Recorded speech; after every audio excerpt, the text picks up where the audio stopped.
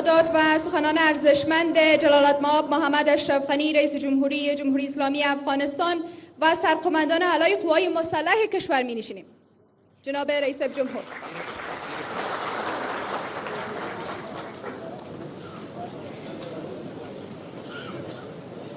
بسم الله الرحمن الرحیم. برادر گرامی، منصب اول ریاست جمهوری جناب سالیس، برادر عزیز منصب دوم ریاست جمهوری استاد دانش جناب قاضی القدس، جناب مسلمیرس منصب اولوسی جرگه، تمام سربازای عزیز ما، تمام بریدملا و ساتنمنای متحد ما، تمام افسرهای جوان، تمام جنرالای مجرب ما، جناب وزیر صاحب داخله، جناب رئیس به عمومی امنیت ملی، جناب معاون صاحب وزارت دفاع، همه خواهرها و برادرها، جناب فضلی صاحب، اولتر از همه تحفه پیشوای بشریت خدمتتان تقدیم میکنم. السلام علیکم و رحمت الله و برکاته. امروز بر دولت و بر ملت افغانستان جای افتخار عظیم است که قوای قهرمان دفاعی و امنیتی خود را تجلیل میکنیم. اتاس لبرکت نن افغانستان په پښو درېدلی او په قوت درېدلی.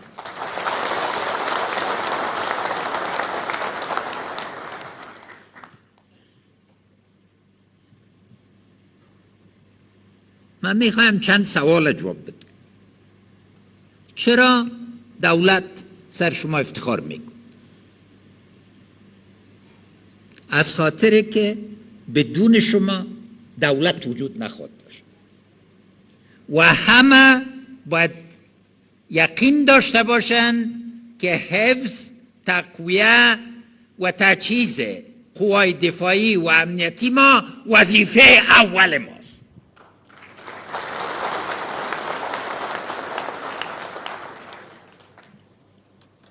روحیه شما بی‌نظیر است.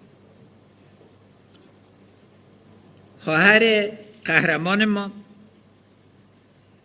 خانم حمیده یک نماینده ای روحی است. خواهر گرامی، از تمام زنای افغانستان، از تمام شیرزنای افغانستان امروز نمایندگی کردین، به احترامتان من سلام میکنم.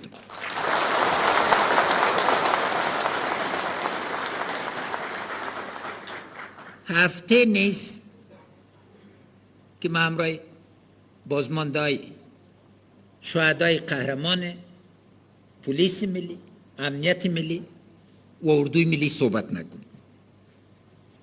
امروز یک چند نمونه را که امروز صبح بود خدمتتان میگم. جنرال صاحب خیال نبی را میشناسید.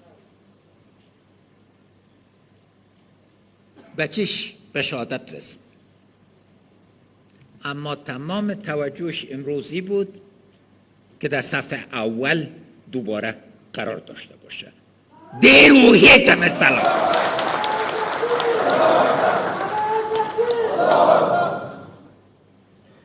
حاجی صاحب عزیزالله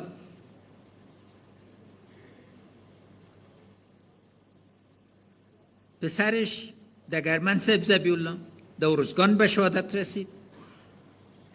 چند سال پیش رفیع الله پسر عزیزی دیگهش در کماندو در اجرستان. میفهمین مرا چی گفت؟ من گفت تلفن تو بر ما کافی است. بل چیرې دا روحیه پیدا کوای سي؟ ځکه ټول د افغانستان دښمنان په یو شي پوه سي. ایموږ ملي اردو، ایموږ ملي پولیس، ایموږ ملي امنیت د دې خاورې واقعي بچیان دي او شاکې لکه خور حمیده او حاجي صاحب عزیزالله او جنرال صاحب خیال نبی غوندې انسانان موجود دي. دا انسانان افغانان دی، مسلمانان دی، با خدای باور لري او په دې خاور باورمند دي او زه در باندې ویاړم.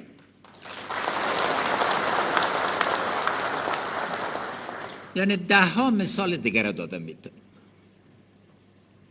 امروز زخمیای ما صحبت کردیم، مثل که جناب جگلند صاحب شازمان امروز از پیشان نمایندگی کرد. هر کدام از اینا در شفاخانه امنیت ملی، در شفاخانه وزارت داخله، در شفاخانه وزارت دفاع عین روحیه را تمثیل میکن. دغه ته اتلوالی وایي او دولت ځکه در باندې ویاړ کوي چې هر یو د تاسې له سرتیري نه نیولې تر جنراله پورې رضاکار د دې وطن وي. واقعي نوم هم سرباز ده، بل نوم هم جانباز ده.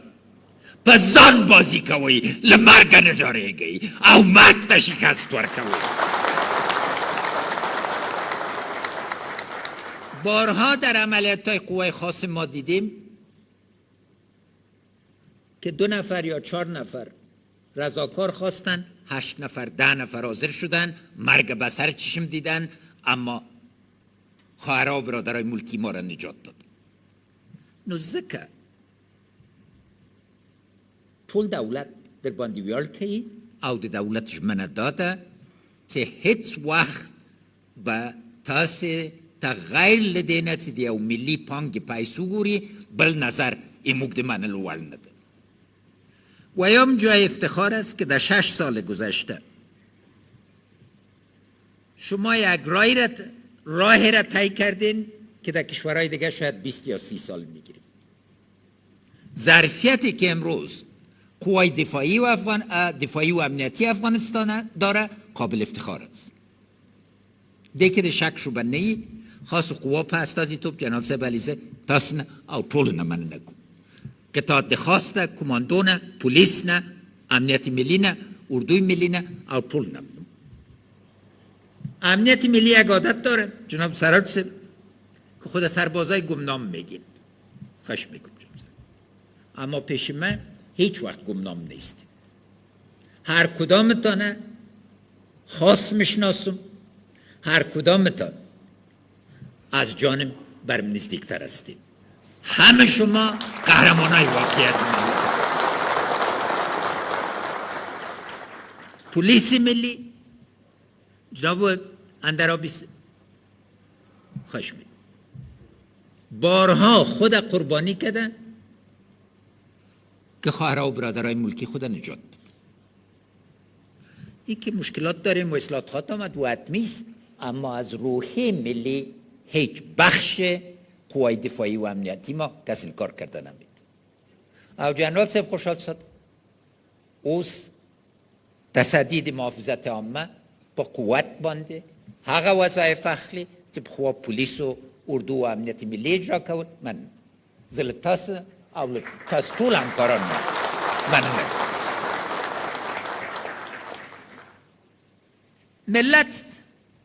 ملت افغانستان چرا پشتیبانتان است؟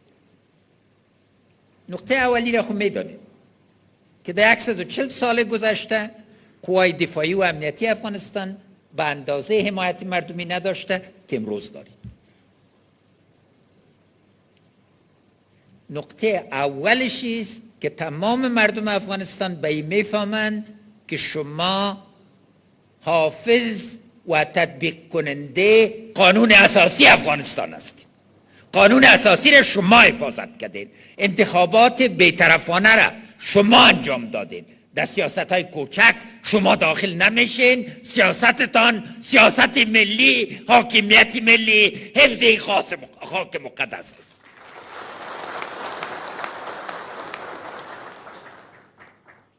دوم، شما از قوای دفاعی و امنیتی بسیار کم در ممالک رو به انکشاف هستین که 100% حاکمیت قانون و سرقماندانی و قمانده ملکی‌ها را به صورت اساسی قبول کرد.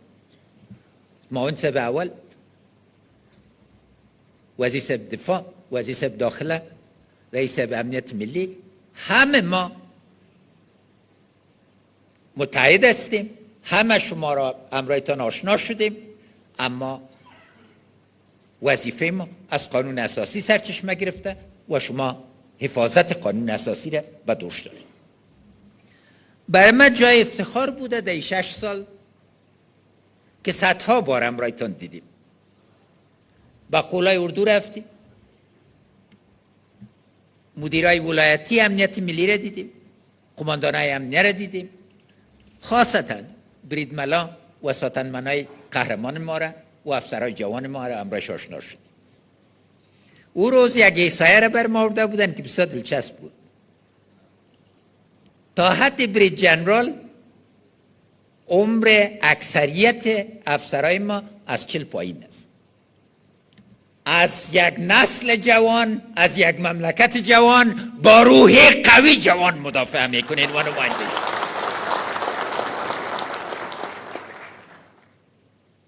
در شما ملت افغانستان، ثبات افغانستان، رفاه افغانستان و خاصتا صلح افغانستان میبینید.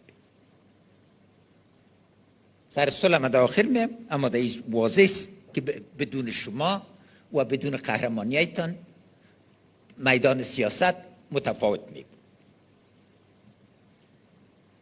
جامعه میفهمین که ما دوامدار همراه منصبا و همکارم با جامعه بین‌المللی در تماس هستیم. دست ورځ نه ده چې تاسو له سرښندنې نه، تاسو له قهرمانیو نه او له تاسو له قوت نه یو مشر د دنیا یا بل مشر د دنیا ماته مبارکي ونوي. نن تاسو یوازې د افغانستان استقلال نه ساتئ، د نړۍ امنیت تاسو ساتئ او په تاسو ویاړ کوو. تنها یک مثال کافی است.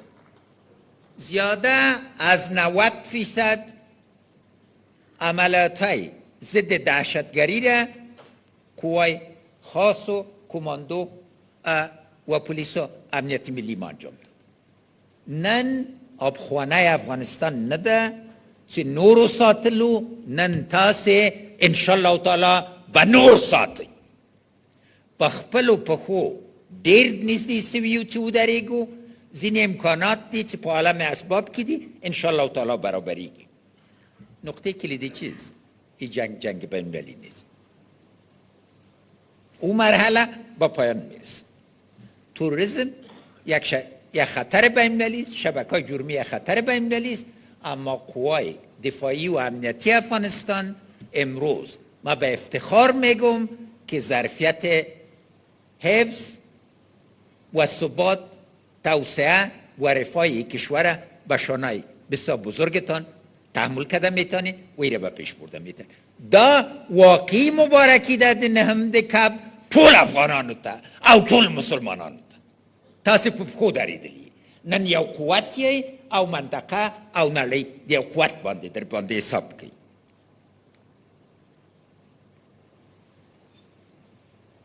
شهیدانو احترام موږ باندې واجب ده.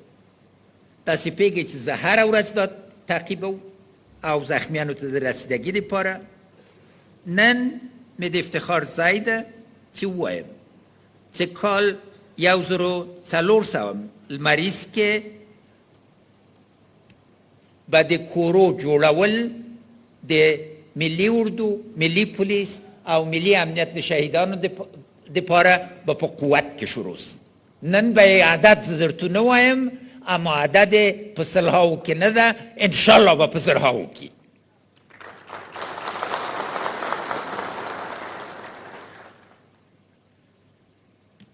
نقطه آخرم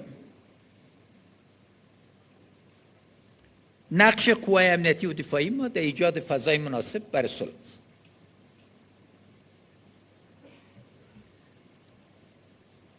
نن هغه جنگ چې د افغانانو مقابل کې کیږي هیڅ رقم انسانیت، عدالت، حقانیت او خاصتا د اسلام مبین دین سره ارتباط نه لري. آیا د ماشومانو وزن، آیا په څلور لارو کې د بمونو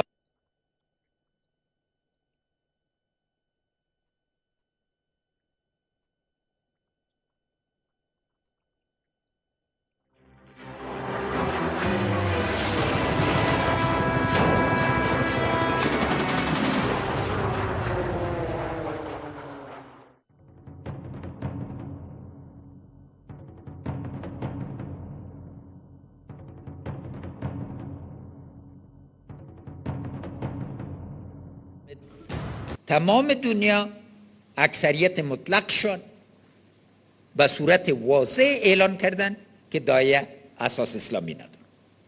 او داد تاصل برکت.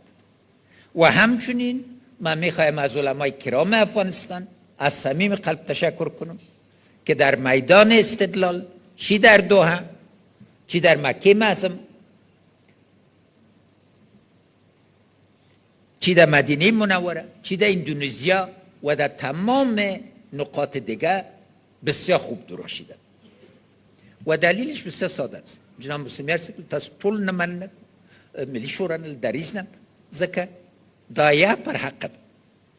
وقتی چه حقی او موک خپل 15 پیړۍ ترازو دا واضح ده چې موک خبره د اسلام په مبین دین باندې ولاړه ده.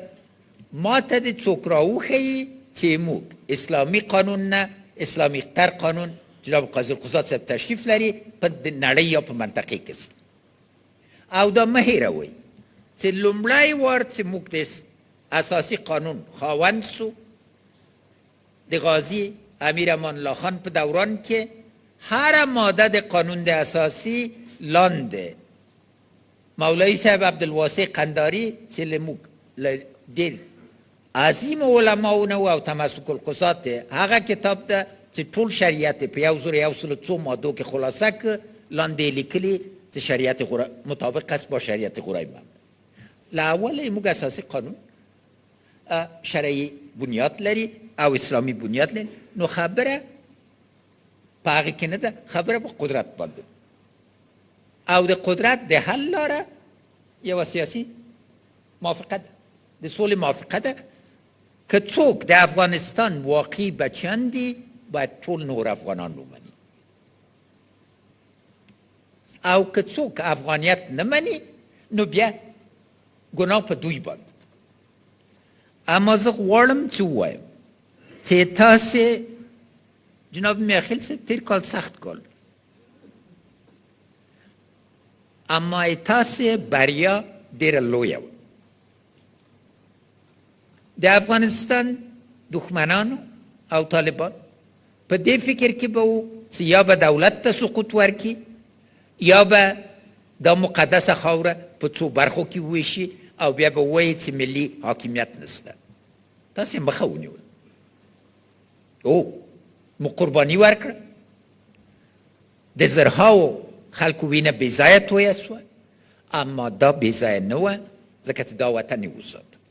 نو اوس څوک د دې ادعا نسي کولی چې د افغانستان دفاعي و امنیتي ځواکونه بې اختیاره دي، بې قوته دي، بې اراده دي.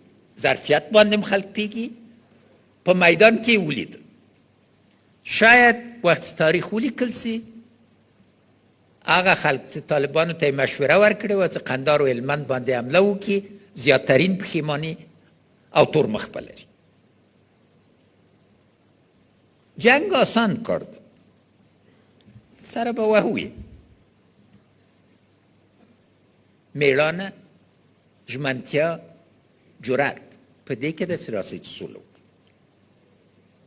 40 کاله ده هر څوک د بشر په حقوقو باندې غږیږي. ما هغه ورځ د ملګرو ملتو کمیسیون ته وینا درلوده او ما خبره اساسی جمله می ډیره ساده وه.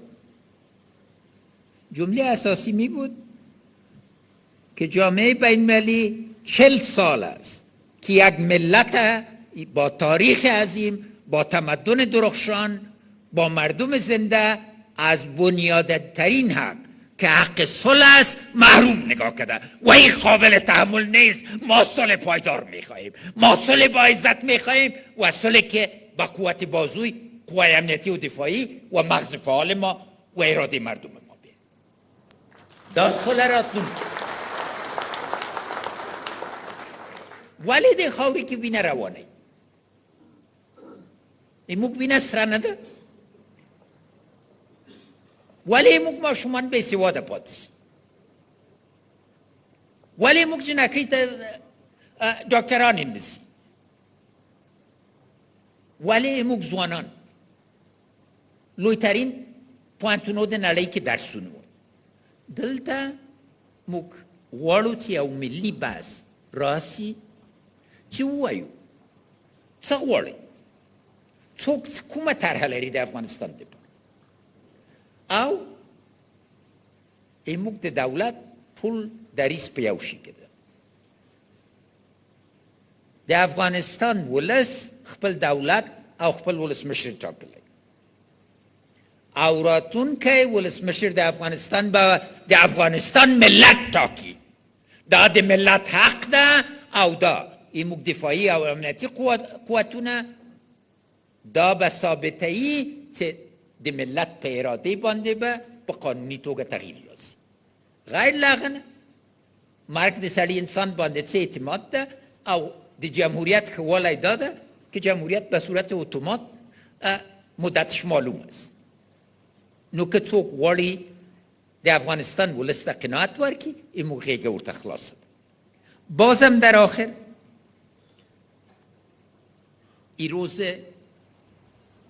خاصه به تمام منصوبین قهرمان قوای دفاعی و امنیتی ما، اردوی ملی، پلیس ملی، امنیت ملی، محافظت عامه و تمام خواهرها و برادرای ما که در دورترین نقاط از کشور بیرق پر افتخار افغانستان بلند نگاه کردن و از روحیه بسیار بالای ملی و تعهد به وطنشان نمایندگی میکنن. تشکر میکنم، برتان تبریکی میگم. تل دوی افغانستان، یشسن افغانستان، زنده باد افغانستان، پاینده باد قوای دفاعی و امنیتی افغانستان.